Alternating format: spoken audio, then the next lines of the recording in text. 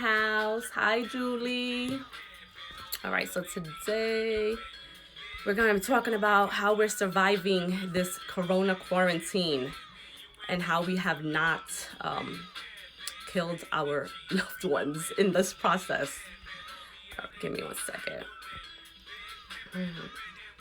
So, just really quick, let me know where you all are located in the country. Let me know where my Brooklyn people at.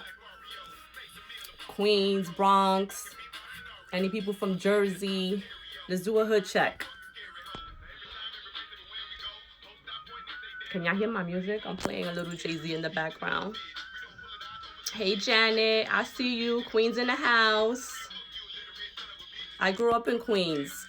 Hey, Jose. Jose is the math teacher I wish I would have had when I was in school. I mean, super dope person, even a more amazing teacher. If you guys are not following him, I encourage you to follow him now. Hey, Jeannie, I see you, girl. BX in the house.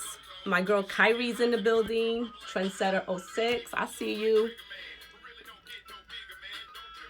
Girl, I hear you. I'm appreciating my time with my babies too, but I really need a break. I am not mad. I'm not going to be mad when this quarantine is over. Give me a second. Hold on. I'm trying to type something here. Tips and strategies on surviving. What are we surviving? This isolation. Oh my God. It hasn't been all bad though. I will tell you, it has not been all bad. Let me pin this real quick. There we go. All right. Yolanda, yes, I remember you, Yolanda. I just couldn't remember your name right now, but I remember you. And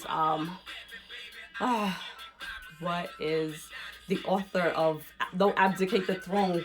Oh, I can't. My brain is all over the place. All right. It's 8:05. Let's get started. So let me turn off this music because I don't want it to be a distraction. Let's pause this, even though y'all know I love Jay-Z.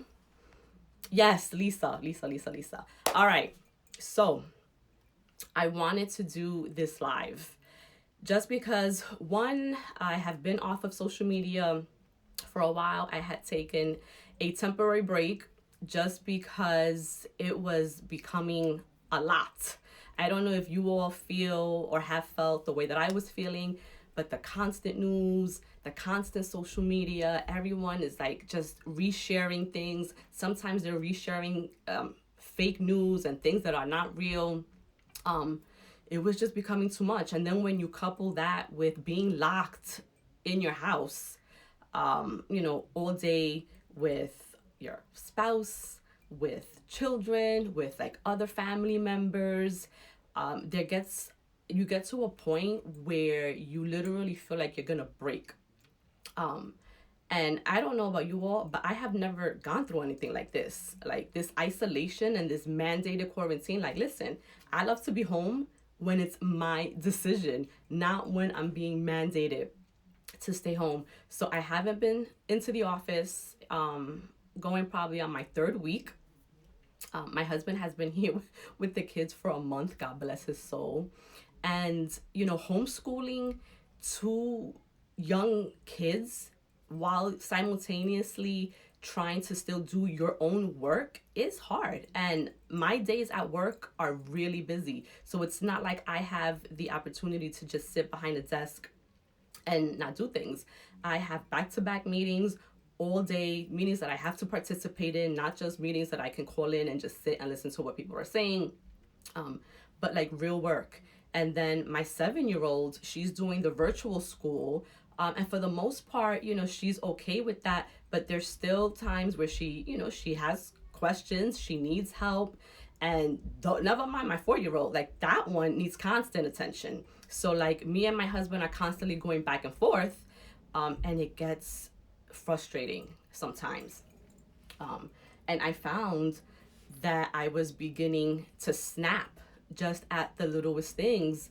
And then I had to step back and I had to realize, I need to make the most of these moments. One, I don't want my kids to feel like they're a burden to me, or like I don't love them, or like everything that they do is annoying, even though that's what I'm feeling like in the moment. And then I'm also snapping on my husband, who's been like amazing through all of this. He's really stepped up with the kids. He does the majority of the cooking. Like, he's really hands-on. And even with all that, I was feeling stressed. I was feeling overwhelmed. So I needed to just take a break between all of that and then the social media stuff. Whew, your girl was about to break. But I see a couple of more people joined. Hey Jasmine, I see you. My girl from Popport NYC. I really am feeling for all of my friends who are small business owners during this time. I know that it's a huge struggle because your business is on hold. And so with many of us now working, from home full time, I wanted to share some tips and strategies to kind of help us maintain our sanity and not kill our spouses and our families, or ourselves, because it's a lot. And yes, Yolanda, absolutely, God is in control. I have really been praying more than ever during this time. But with all that, it still does not negate or take away from the feelings that we all feel on a day-to-day basis. So whether you're a couple, whether you're a family that's stuck at home, or whether you're someone who shares a living space, an apartment, with a roommate, all of it after a while can become overwhelming because your routine has now changed. So the moments throughout the day where you usually have time for yourself has been replaced with just being consumed with your family and being home.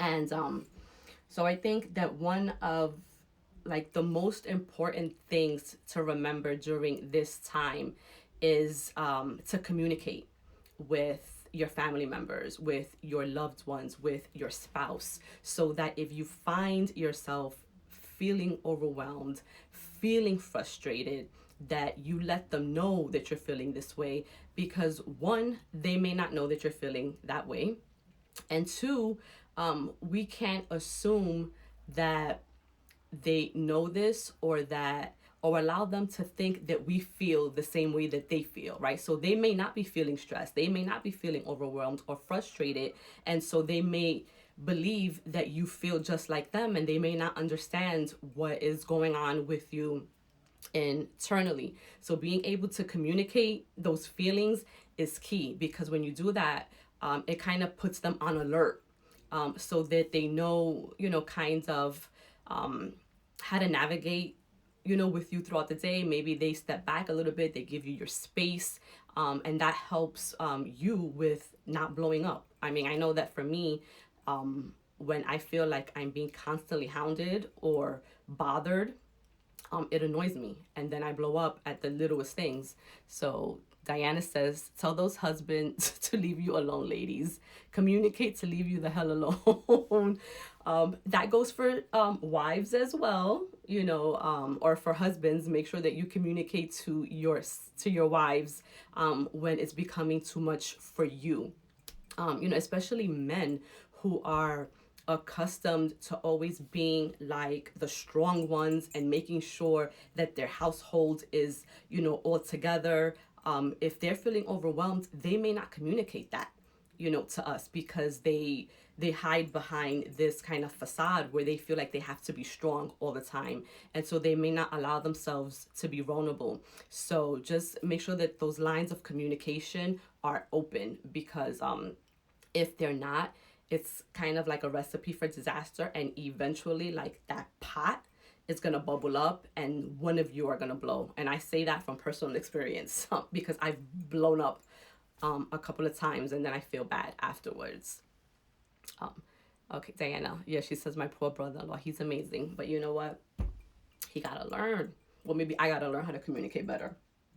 Oh, so a second thing I wanted to share, that I was speaking to my husband about just the other night to kind of avoid those moments of frustration that may build up between the two of us, is to establish a date night while you're home. And while ideally that may not sound too feasible or possible, it absolutely is. You choose a day out of the week, that's your designated date night. And if you have children, send them to their rooms, make them go to bed early, and then you guys do something that you enjoy. And some of the things that I put down here um, can be just suggestions. You can have like a picnic in your living room. So you kind of, and I got this idea because my girl Jessica shared this the other day on her Instagram with her husband, and they did like they had this whole picnic spread in, in their living room, with food and wine, and like they laid out this beautiful blanket, and it was just them two, just enjoying that time together. You can also kind of have a late candlelit dinner. You whip out your favorite meal. You can have your favorite bottle of wine, or you can, and I say this because I'm a poet, you guys can recite poetry to one another. Or you can do something simple as just watching, a movie, just the two of you, where you can kind of just decompress and just kind of turn off the news for a little bit and really enjoy each other's company. Do things that you haven't been able to do and improvise. You might be stuck home, but there's so many ways that you can enjoy each other while you're home. Get creative. Go on Pinterest, Google. There's so many ways that you can get ideas, to kind of keep that spark going. Yolanda says we have Prosecco, cheese, and guava night. That's a great idea. Winston says, I will share the kitchen with Cindy and show her how to cook to have a date night. That's an excellent idea. You do something that you enjoy, and you incorporate your spouse into that, and then it becomes something that you guys can do together.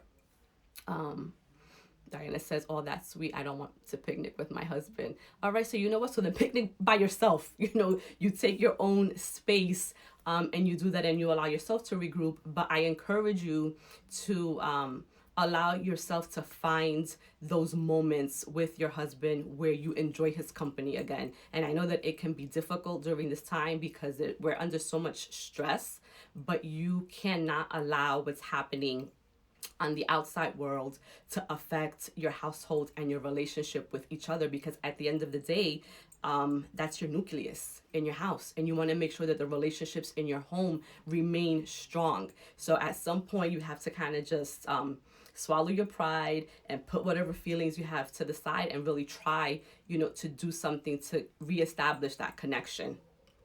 Not even a chef. I take a, you wish your husband was the chef. Okay. Yes, Jeannie, my sister is funny. She can't help herself. One of the reasons that I love her. All right, so we got that, establish a date night. So the first one is communication. Number 2 is establish a date night. Yolanda says another great idea is to play board games with your spouse or children. That is an absolute great idea. It's a way to kind of get the family together and doing something fun instead of just being frustrated by work or by school or, the many other things that kind of take away our focus and our time from really appreciating each other. And one of the things that we have done in our house recently is we have a billiards table in our basement, and my kids love for us to play pool as a family. So every night after dinner, we go down to the basement and we play a couple of rounds of pool. And we have a good time, and it allows us to kind of decompress from our day and just do something fun. We're not, hooked to the TV. We're not on our phones or our devices, and we're just really enjoying the time together. Winston says, Friday nights for us are family game night. We play Uno and spoons. Another great idea. Try just doing all the things that we used to do as children when we didn't have devices, when we didn't have iPhones or iPads, or any of that. Just kind of revert back to kind of those old school things that we would do to entertain ourselves. That's always a great idea to do as a family. Tip number 3, This is for individuals who are working from home. You have to try to establish a routine throughout your day.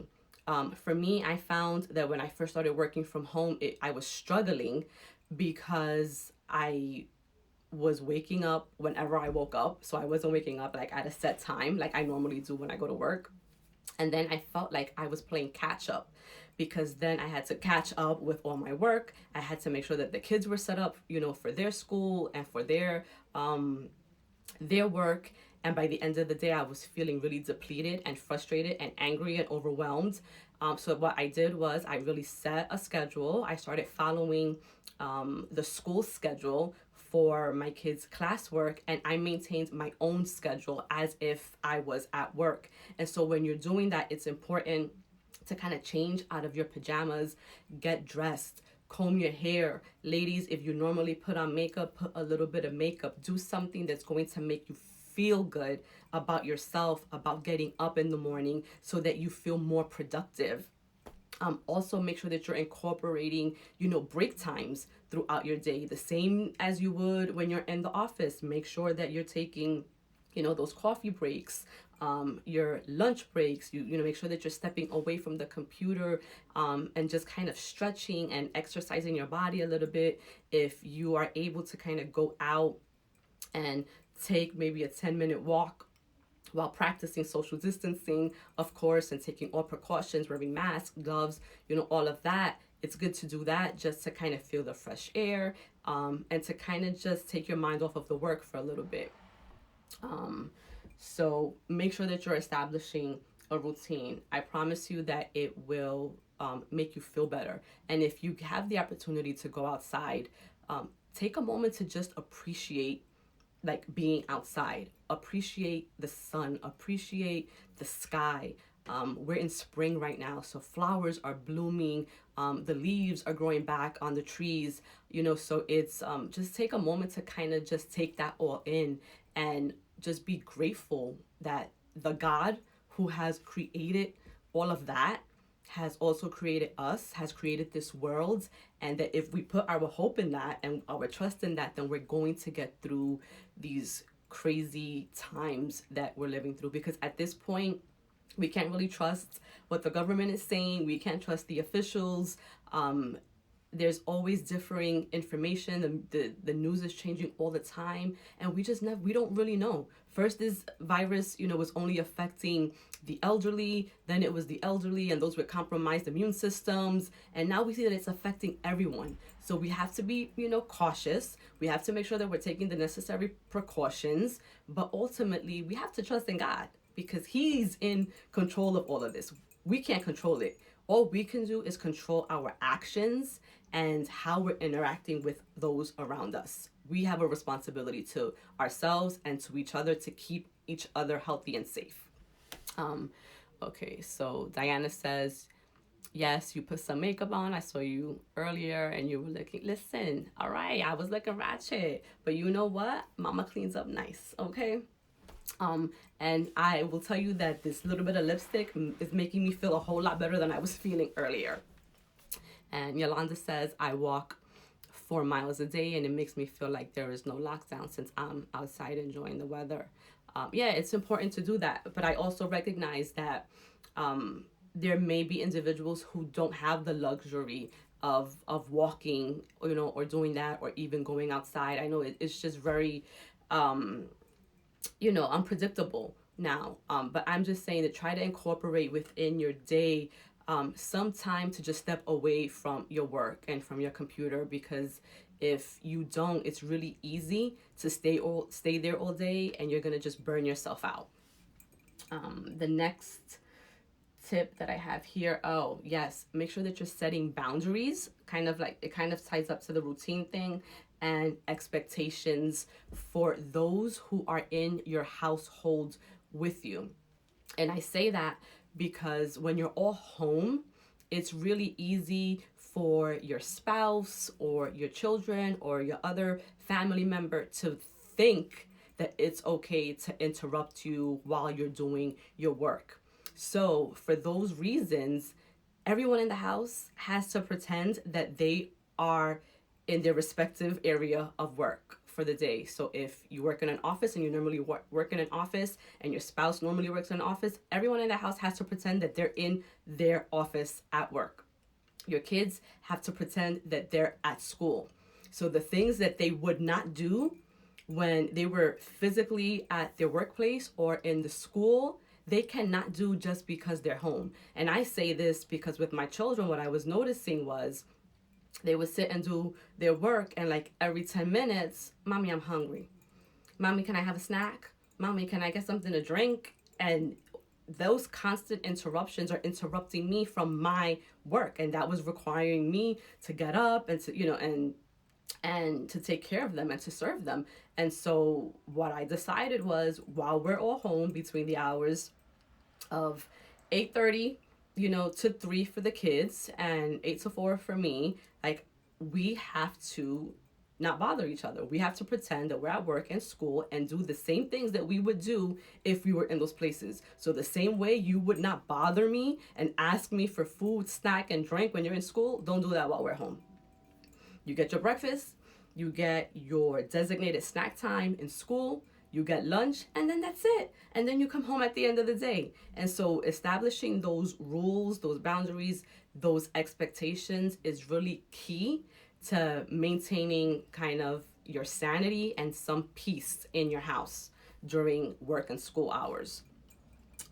Tip number 5, and I think we kind of spoke a little bit about this already, but make sure to connect with your family in other ways, just because you want to make sure that you don't end up hating each other and wanting to kill each other. Even though you might feel like that, you have to, again, incorporate those small moments of time where you're doing things that are fun and really show each other how much you will love each other.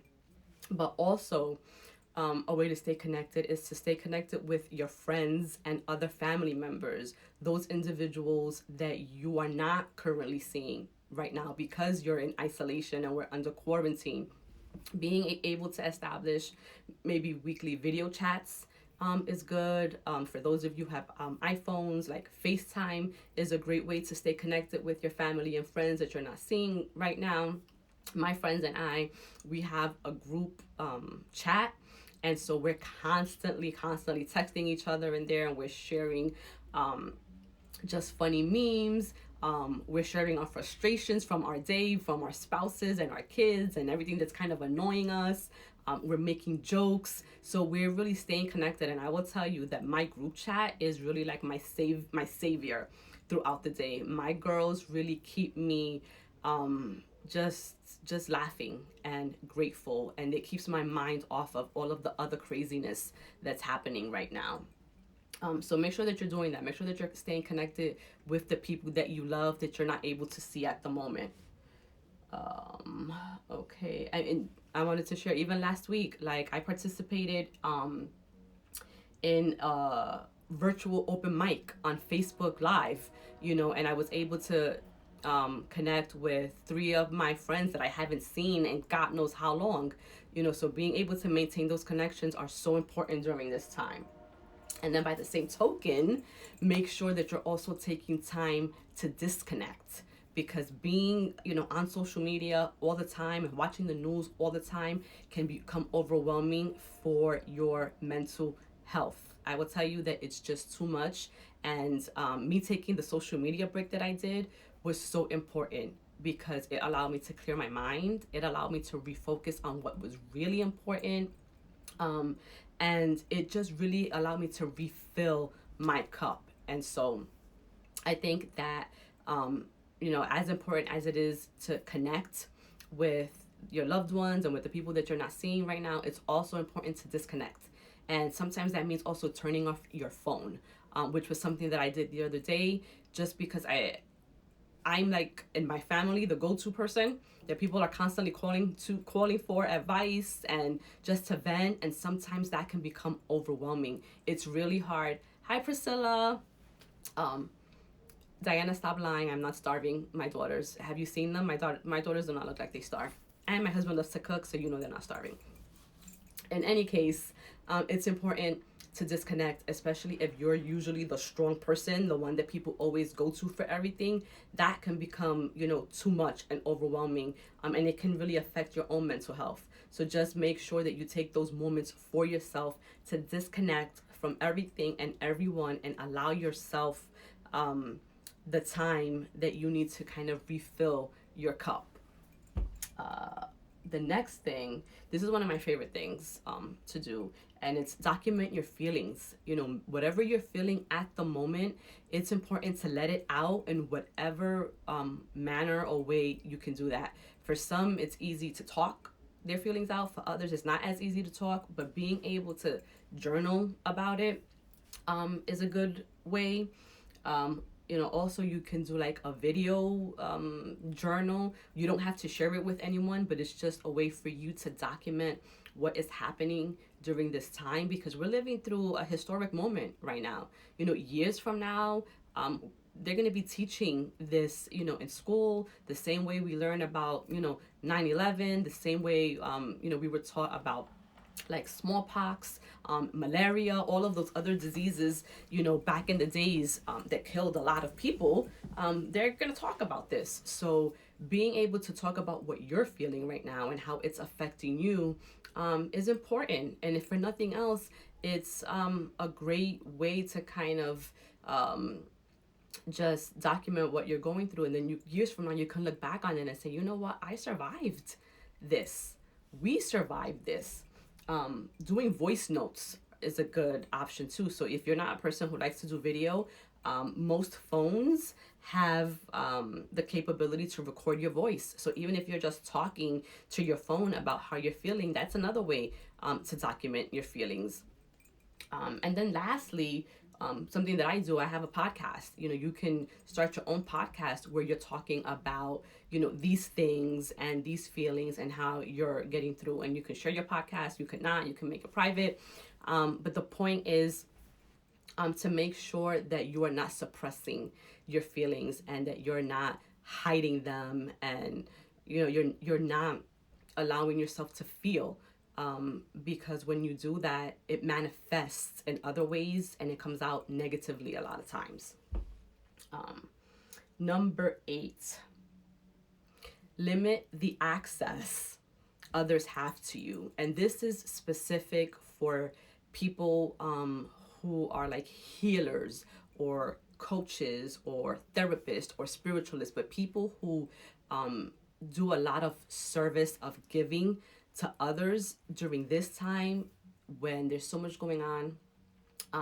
It's so important to limit how much access people have to you, because you have to protect your own mental health. So being available to people 24 hours a day, 7 days a week is not good. So set time limits on when you're available to provide those kinds of services, and then make sure that you're taking time for yourself to also talk about how you're feeling, how this is affecting you, and allowing yourself to decompress from, everything that's happening.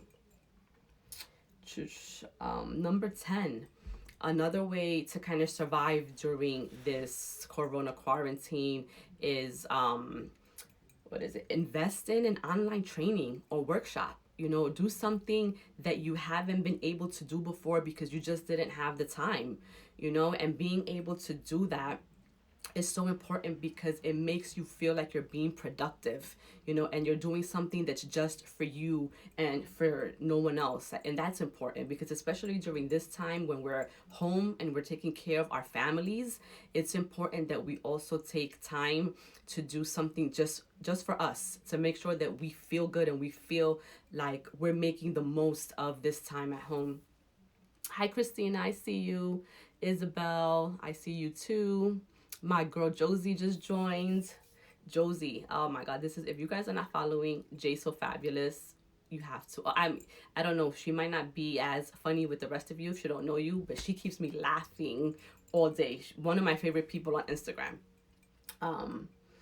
So invest in an online course or training. You can never go wrong with personal development, right? So even though we are quarantined in the house right now and we can't go anywhere, making sure that you keep your skills up and that you're learning a new skill, it's going to make you that much more marketable once we are finally released from our homes and can really go out, into the world. So if you've been thinking about making a career move, or shifting industries or something like that, like now would be the perfect time to kind of invest in that, research that a little bit, connect with others in those industries, and see how you can learn from them. There's so much that you can do right now to invest in your personal and professional development, that you should absolutely take advantage of that.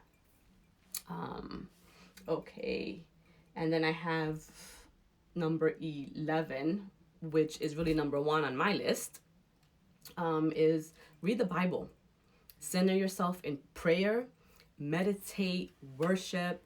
Remember who is in control. Whatever fears you have, whatever anxiety you're feeling, whatever worries, concerns, all of that, you have to let it go. You have to give it to God, because on our own, we're not going to get through this. There's no way we're going to get through this on our own. So you have to have something that you believe in, a greater being. And you might not call it God. I call it God. I believe in God. I'm a Jesus follower. But you have to center yourself in something that's bigger than yourself, and trust that the creator of the universe is going to support us in this and get us through this. And we can't lose hope, because if we lose hope, then we lose everything. And then what is life worth living, right, if we don't have hope? So maybe you throw on some worship music, and you meditate, and you just allow yourself to be one with that source, the source that lives in you. And number 12, this has become one of my favorite things to do, especially during this time where it's really hard to identify like good things that are happening when you're hearing about so much death in the world. But being able to identify one positive thing that happened in your day is so important. Like, I'm not telling you, that your entire day has to be great, but you have to be able to find one positive thing in your day, so that you don't lose hope, so that you don't feel like there's nothing worth living for. So even if today the only positive thing you can find is the fact that you woke up and you're able to breathe on your own, that right there is positive. That right there is a blessing. If your family members are all well and healthy, another positive thing. If you have a roof over your head, another positive thing. You have to find the beauty amidst the chaos. No matter how bad it is, there's always something to be grateful for, and you have to be able to identify that. And I promise you, the more you practice gratitude, the more things you find to be grateful for. And then the last thing is just take it one day at a time. Like, that's it. We can't worry about tomorrow. We can't worry about what's going to happen next week or even next month. Just worry about today. Make it through today. And then you let tomorrow take care of itself, right? And that's all we can do, at this point, because anything else is time wasted. And I know so many people that worry, right? And the reason that we worry is because we don't know what's going to happen. And that fear of the unknown can be scary. But you know what? The same way you can worry about something bad happening, what if we shifted our mind and our perspective and thought about all of the wonderful things that can happen, right? Instead of focusing on all the people that might die from the coronavirus, let's focus on all the people that are recovering from this, that have beat it, that are living in spite of it. All of the people who have, corona and are able to stay home and fight it and don't have to be hospitalized. So, how we go through our day and the kind of lives that we live really is dependent on what lens we view that life through, right? So we can view life through a negative lens, and so then everything that we see is going to be negative, or we can choose to view life through a positive lens. And then the more we focus on the positive, the more positive we attract. I mean, it's really that simple. I just want to see who else joined. Yeah, I see my girl Mighty. Oh, Mighty Bloom. I love, love, love Mighty. She reminds me of a young me. And she's out there really doing her thing. She's a woman who is true to this self-helps women empowerment thing. If you're not following her, I encourage you to go and follow her. I see Marta La Negra. Oh, I see my long time friend, Better Than Your Barber. This is someone that I grew up with in Queens, like a brother. Love you. Hope you and your family are doing well. I see Miss Fab Damaris. So, I mean, at this point, I want to just open up the floor to anyone that has any questions. If you want to drop a comment, you can do that as well. I see my girl Charlene. Charlene just had her own live at 7:15, and I dropped in. I saw her. She was reading scripture and prayer. She is actually one of my spiritual mentors. She's someone who I look to when I need upliftment, when I need to be reminded of how great God is and how he has just worked so many miracles in my life. She is someone who has prayed with me, for me. We actually held our very first event together last year, right around this time. It was in May, and we had our Fierce Gems event, and it was really a faith-inspired women's empowerment event, and I can't wait for all of this to be over so her and I can kind of partner up again. If you're not following Charlene, go and follow her. Okay, she will fill you up with the word of Jesus. My girl J-Lo, Jennifer Lopez, a longtime follower of mine as well. So, okay, so if we don't have any questions or comments, I just want to thank you all for tuning in.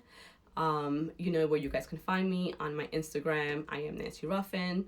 Make sure you're also following my women empowerment page, the organization, the Fierce Woman NYC, to kind of stay updated on everything that we're doing and our upcoming events once all of this is over and we're allowed to go outside. Okay, so I have one question here from Winston. I don't want to disconnect without answering, but make sure that you're connected to us. Make sure you're following me. If you haven't subscribed to my podcast, make sure you do that as well. The Nancy Ruffin Show. We have our own Instagram page at The Nancy Ruffin Show, and the link is right in the bio. You can subscribe there.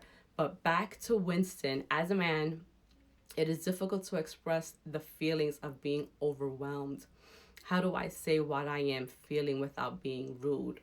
So I think this is an excellent question, and I think that this is something that many men probably struggle with, and it's kind of related to what I was saying before, that men, you know, they're used to being the strong ones in the household, in the relationship, and sometimes allowing yourself to be vulnerable may appear to be a sign of weakness.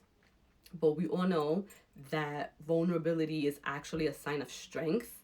And the more vulnerable you allow yourself to be, the stronger you are. Because it really takes a strong person to be honest about how they're feeling and to say that, you know, that they're scared or that there's just too much or that they have anxiety. So I think for you, Winston, the best way to express that without being rude is to express it when you're kind of feeling it, right? If you hold it in and you don't express it, what's going to happen is that you're going to blow up in another way, and it's going to be like the smallest thing to tick you off, and that's when you're going to come off as rude, and then your spouse or your family members may not understand where that's coming from, you know. So maybe you know, at night when you're with your partner, and you're, you know, laying in bed or you're sitting, you know, in the living room or wherever, and just kind of having that time together, just being able to just say how you're feeling or talk about how your day was, right? And if you had a hard day, just let them know, like, today was hard and it was hard because of X, Y, and Z. But being able to kind of start the dialogue and open up the lines of communication may then prompt your spouse now to be aware of the fact that you also do feel overwhelmed, you know, and she'll pay more attention to what you're feeling, you know. And another thing that you can do is kind of just ask each other how your day was, even though you're both home, even though you're, quarantined together. Being able to say, honey, how was your day? And then allowing her to ask you how was yours kind of opens up that dialogue of communication without you just blowing up and having to be rude, because you might be feeling, a little overwhelmed at the moment. Mio. Hi, Mio. Miss you on social media. Yes, I know. I'm back though. I just needed a break, and I encourage everyone take a break from social media. Guys, it can be too much. I promise you that when you take a break, you're not missing anything, nothing. By the time you come back, it'll be the same old thing. So take the break that you need just to disconnect and get your mind right. My girl Jessica is on. I was just talking about you, and I was one of the tips that I shared, for couples to stay connected and to keep the spark going, is to establish date nights at home. And I used you and your husband as an example because I saw the picnic you had in your house, and I thought that was a really great idea, and I was encouraging everyone to kind of do something similar. Thank you. I love this. My orange shirt is from Classic Material, NY, and I'm wearing it now because by the time we get out, they allow us back out, it's going to be summer, and I'm not going to be able to wear my sweatshirt. So I'm just trying to get my wears in before I can't wear it anymore. Let's see. Okay, Winston, thank you. I owe you and listen, we ready to collect as soon as all of this is over. I love to eat and I hate to cook, so we kill two birds with one stone. But okay, so if there's nothing else, I'm going. Oh, my girl Zeta, you joined, and I'm about to end, girl. I've already been in here 45 minutes. But I will catch you in the group chat because I was talking about us too. But for those of you who stay for the duration, thank you. This live will be up for 24 hours. So if you missed any of the tips and strategies, you can kind of catch it on the replay. Don't mind my sister. Okay, I love to eat and I don't deny it. Lisa and I would love to do dinner with you. Absolutely. Absolutely. Whoever wants to do dinner with me, I am open for dinner dates, honey. Okay, just let me know when and where. Once we're back, allowed outside, and I am in there. Thank you guys for tuning in. I love you all. And you know where to find me. On IG, email, hit me up. I'm always here. Have a good night, guys.